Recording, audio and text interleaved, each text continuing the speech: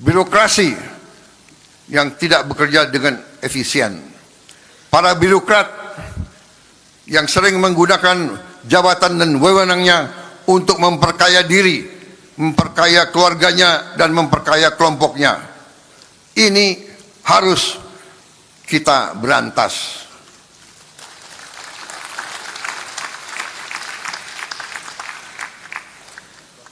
Bukan kita tutup-tutupi.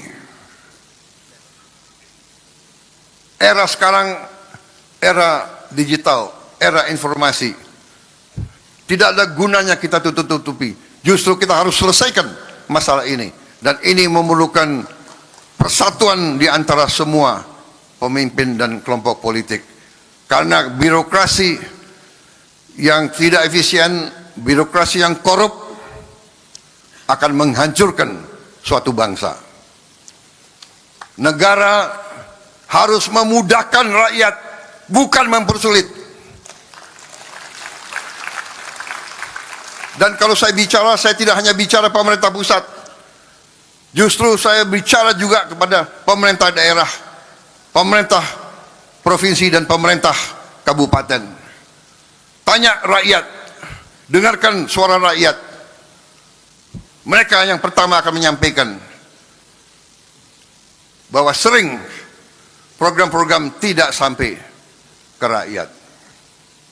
Saudara, hari ini hadir di tengah-tengah kita mengundang Saudara Joko Purnomo. Bapak Joko ini ketua kelompok tani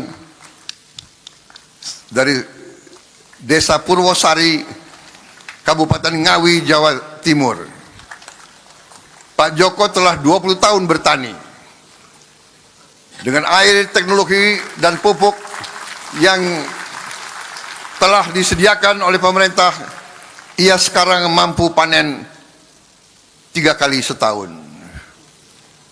Dengan produktivitas sampai 9 ton padi per hektar. Penurunan harga pupuk 20% ikut memangkas biaya produksinya. Mana Pak Joko? Kita tepuk tangan untuk Pak Joko sebagai wakil dari para petani Indonesia, para pahlawan bangsa, produsen pangan bagi seluruh rakyat Indonesia. Kita boleh punya tentara yang paling hebat, boleh punya pesawat terbang yang canggih, kalau tidak ada makan, saya kira bangsa ini berhenti saja sebagai bangsa. Kerja keras petani, penyuluh, pemerintah daerah, saya katakan semua unsur, TNI Polri, terima kasih, koperasi, BUMN pangan, terima kasih atas kerjasama dan gotong royong saudara-saudara. Kita telah menghasilkan capaian yang besar, dan kita kadang-kadang harus menyadari bahwa kita, bangsa kita mampu mencapai hal-hal yang besar. Dan jangan kita selalu rendah diri, jangan selalu kita kalah sebelum bertarung. Saudara-saudara sekalian, dalam 1 tahun terakhir ini Indonesia mencapai swasembada 8 komoditas pangan. Dan dengan demikian kita menyadari bahwa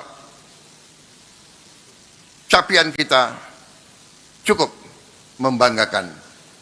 Kita masih belum swasembada bawang putih.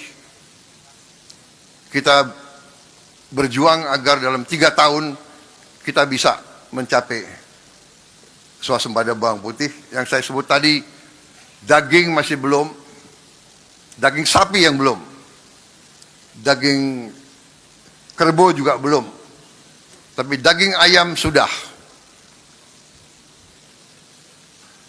pada dasarnya sebetulnya untuk protein sebenarnya kita sudah swasembada, yaitu protein dari ikan, protein dari telur, protein dari daging ayam. Saudara-saudara, di hari ini tadi sudah saya menyampaikan penghargaan khusus kepada mereka-mereka yang telah bekerja keras sehingga kita bisa mencapai swasembada pangan ini. Saudara-saudara, selain itu kita juga telah berhasil mencapai capaian-capaian berarti di sektor-sektor lain.